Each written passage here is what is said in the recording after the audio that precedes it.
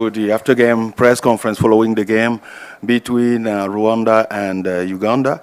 Rwanda beat Uganda 66-61, and we are welcoming the coach Alberto Carlos and the player Melissa Akulu. Coach, before we start, do you have some news of Jane Asinde? Well, she's not okay, but it looks like it should not be something. Close to the mic, please. She's not okay, but she should not be affected for her next season, no? But probably she's out the rest of the tournament. Okay. My question is related to Jane. Do you think injury was a turning point of this game? I'm asking, I don't know. Absolutely. He's one of most important players, offensively, defensively. I think she's the second or the third best efficient, and she only played 30 minutes. Probably the impact mentally that have the injury to the players, and to me, to everyone, well, it's been too big. And obviously, Rwanda smelled the blood, and they took advantage of that. Melissa, can we say right now, for Uganda women basketball, it's an unfinished business because yesterday you made history, being qualified for the first time for the quarterfinal. Is it an unfinished business? Yeah, I think it's unfinished business for sure. The team that we have right now is young, and I believe in every single one of the ladies who are with us right now. We're not yet done. I think we're going to leave a mark somewhere. Media.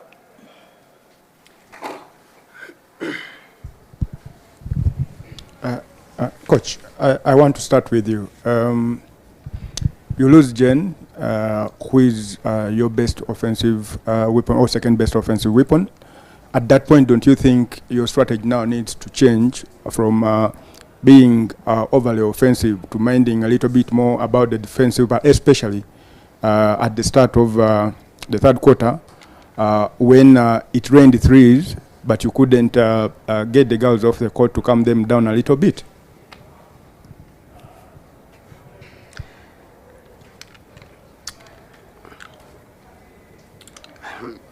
Tough question. No, it's not tough. For me, it's not a smart question. But I mean, it's easy to ask this thing when they score 5 3-point contested with the arena filled, with the people like, I don't know. I will rewatch the game. I know that we were able to lose the game by 30 in one moment, and the girls kept fighting, and we came back, and we had 1 3-point to have a chance to win. This is the only thing I care. People need to understand playing this atmosphere is amazing. It's amazing. I mean, it's crazy what Rwanda is doing with basketball. It's crazy how the people were pushing. And for maybe 80% of the girls, it was the first game with more than 300 persons. Even with a big injury, or with Toto, most important player in offense, they came back. It's not easy to get 4 threes in a row, feel the people around. The easy is give up. And they came back. Were we able to change things? Maybe yes, but I don't know. I will not change anything, honestly. I will not change anything. Mel, when you go down to 4 3-pointers with a crowd like that, a home crowd like that, how do you get yourself back into the game mentally to try to make it a contest in the fourth quarter? I think the biggest thing that we did was just keep relying on each other and playing as a team. We kept trying to talk to each other and encourage each other that we're not yet done. We still have 10 minutes, we still have 15 minutes. And that just kept pushing us to keep wanting more, That's just how we did it, I guess. Just kept pushing. Coach, yesterday you was very confident about winning this game, but now that you've lost... I didn't say... Yeah. I was not confident about winning the game. Okay. It's not true. I'm wondering, you just said you are not going to change anything tactically, yet your team kind of really relied on Jane Asinde. In the classification games for the 5th place to 8th place, is Uganda going to make any new strides? I don't know. I don't know what did you watch. I think the planning was totally different compared with yesterday. We've been defending today maybe 25 minutes in man-to-man. in the first 25 minutes, we play man-to-man in the championship. And with man-to-man, we were plus 11. We adapt to the opponent. We adapt. Now, if we don't have Yannon, we will, Asinde, we will adapt offensively and defensively. But it's not easy. We are not Mali in Nigeria. I mean, we don't have a long roster. We need to adapt. And if you lose one of your most important players, well, it's tough. But we're going to play 2 more games now, playing for the 5th. No one, we could not even imagine that we will be playing these 2 games 1 week ago.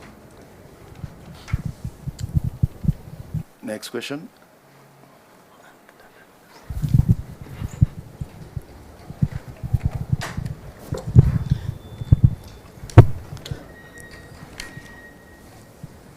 Coach, hard luck.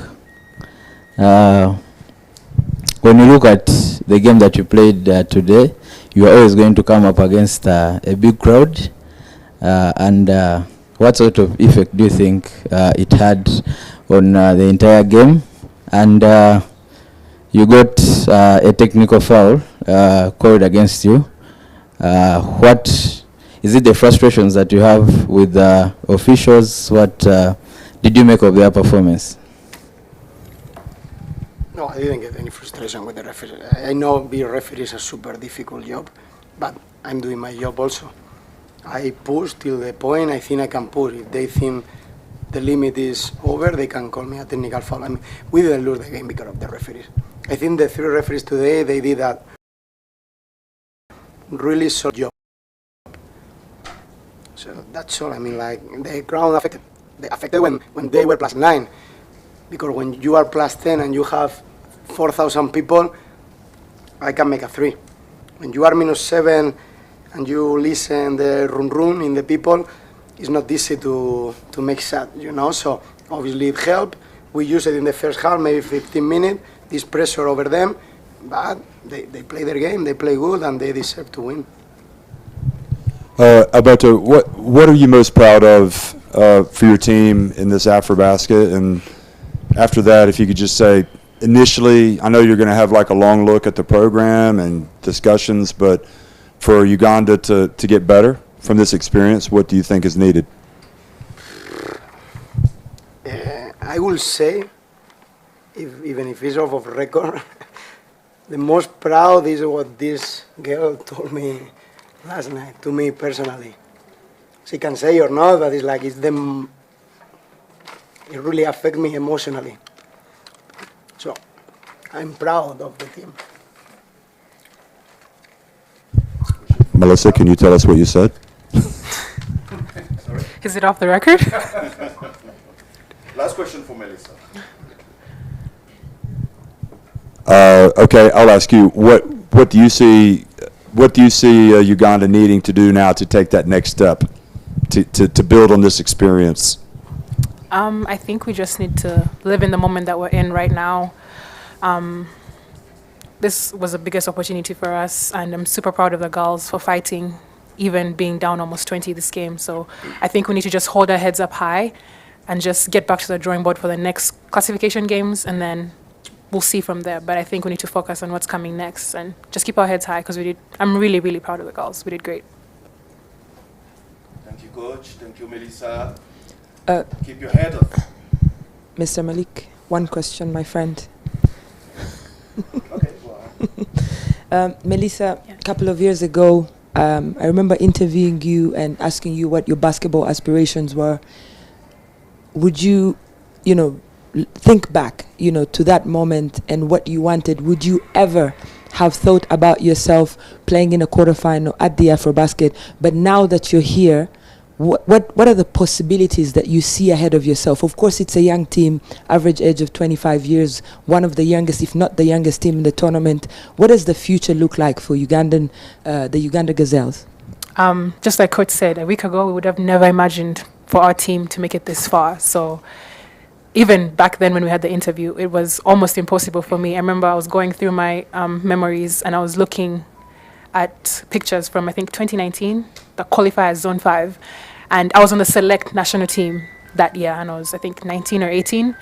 So even that was just like a wake-up call to me that our team is growing. Like, we're getting more people who are getting better and more people who are making the team. So it's just exciting for us to just be here. And I think the sky's the limit for us. The girls are super, super driven. We are hungry to win. We want to be better. We want to see Uganda be on the map somewhere. Yes, we've made history, but we feel like we're not yet done. We feel like we want to do more for the country. So many people are investing in us, believing in us. And we're so grateful for that. It's now up to us, and we're ready to take the challenge on. Thank you. Thank you both. And as you say, the sky is the limit. Thank you.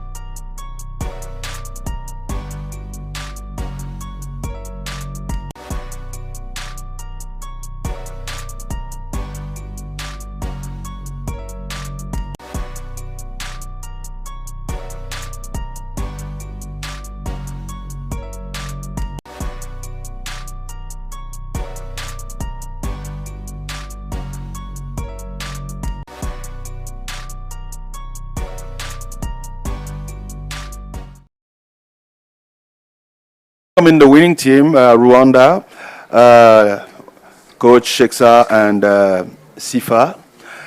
Congratulations, Coach. Thank you. Rwanda is among the 4 best women team in Africa. What is your first statement about it? I mean, that's I don't know how to explain it, but I'm very honored to be part of this historical journey. So we plan for that, and then we are working very hard for this. And this can't be done if the players didn't want to do it. So they play tough, and they suffer a lot during those practice, during the camp we had, a lot of camps, so 1.5 months. So most of them are college basketball players. We don't have professionals, but they need to learn the game. They need to learn how to win. So everybody's get emotional in the locker room because they believe this is possible, but this get through fighting. And today we did a good job on stealing 15 balls on the defense, and then we have the fast break points like 17. It's a lot, and I think that means like we have a lot of energy and effort we put on the floor today. So I'm very proud of the players, and I know Otto is a big player, a hell of a player, 31 points. We started to stop her by doubling, by everything, but I think we deserve to win it. It's because we fought for that. Thank you, Coach. Sifa, 19 points, 9 rebounds, as you are not the tallest of the team. 9 rebounds, 5 assists, and only 1 turnover. This is a massive performance for yourself. Now, I want to know, what was personally and as a team the mindset before stepping in the court today? Thank you guys for having me. What I would like to say is we just came in ready. We lost to Angola, and it's not because they was better than us, but we did a lot of mistakes, and like as coach said, we just learn from our mistakes. And last game I had 8 turnovers. That's a lot for a guard. I'm not a point guard, so I'm not supposed to have 8 turnovers. So I learned from it, and now I was like, yeah, I gotta lock in and just do best for the team, and man, just get a win, one win at a time. Media.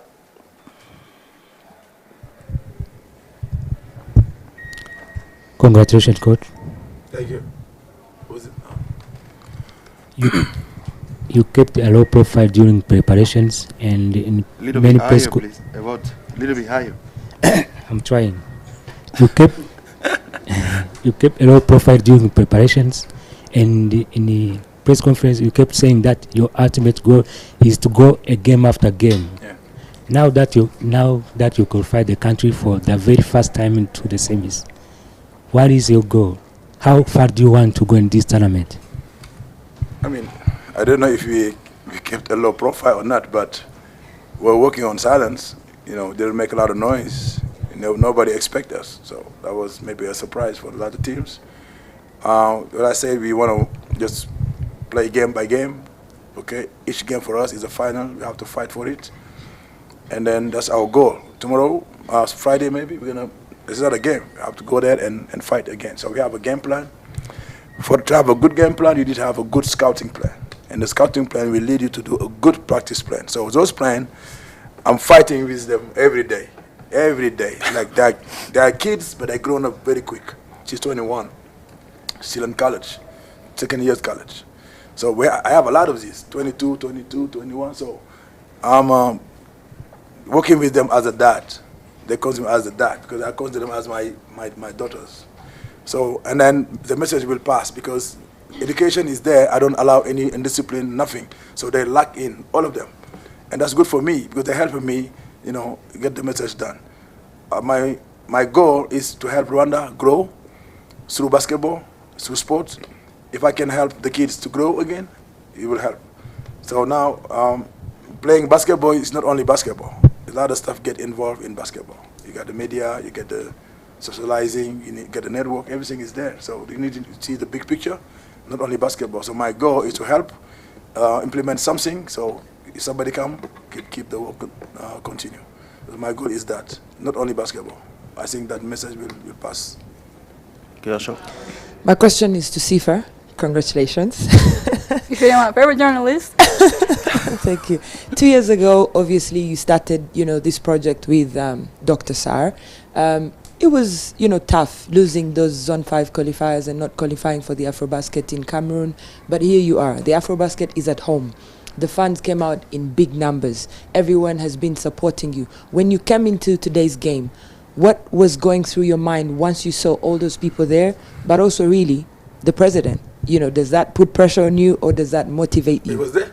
Yeah. Coach. We don't even be knowing for real. Coach, the question is to Sifa. I saw the guy didn't know that. That's why they won. But on When they know he's there, they lose. Yeah. Evan. 8 turnovers.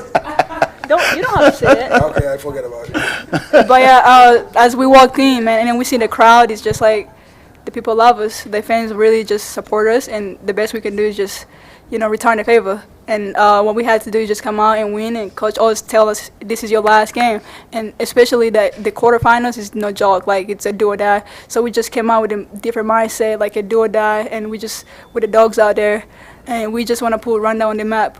We don't care how many games we lost last 2 years. That's it, that's a wrap. We gotta wake everybody up. All y'all that's sleeping on Rwanda, man, y'all might want to wake up right now. My question also goes to Sifa.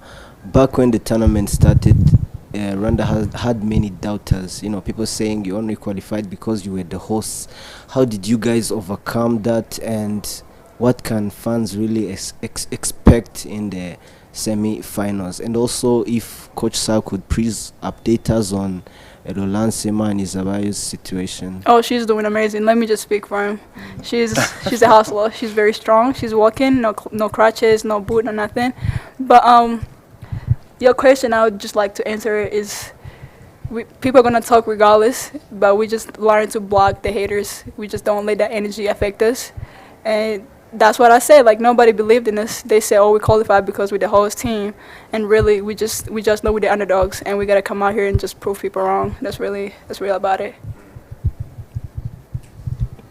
Okay. Après. Go ahead. All right, Coach. This is for you.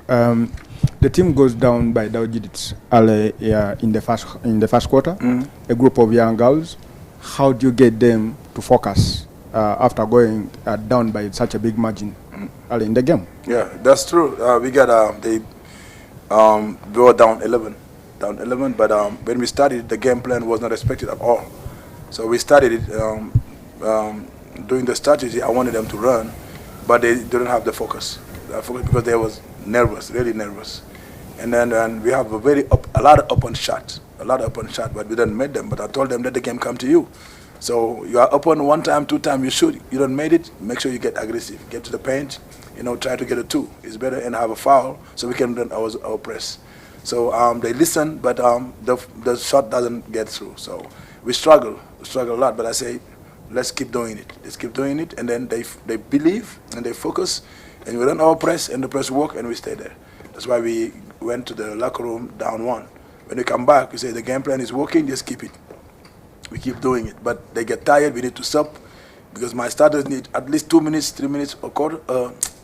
But that was very tough. But they are fighters, and they did it. They received the message well, and they execute.